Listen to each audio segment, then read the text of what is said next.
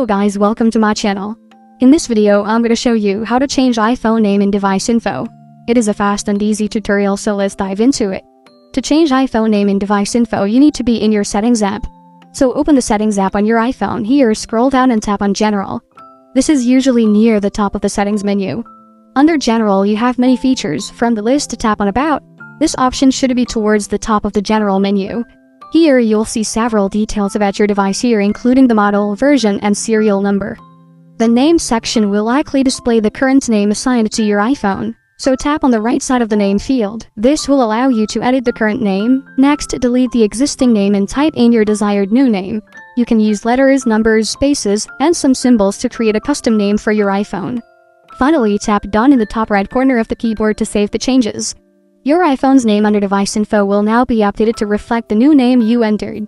This new name will be used for various purposes, such as identifying your device when backing up to iCloud or connecting to your computer. Thank you for watching. If this video was helpful, please leave a like and subscribe to my channel for more videos like this. And click on that notification bell to never miss an update.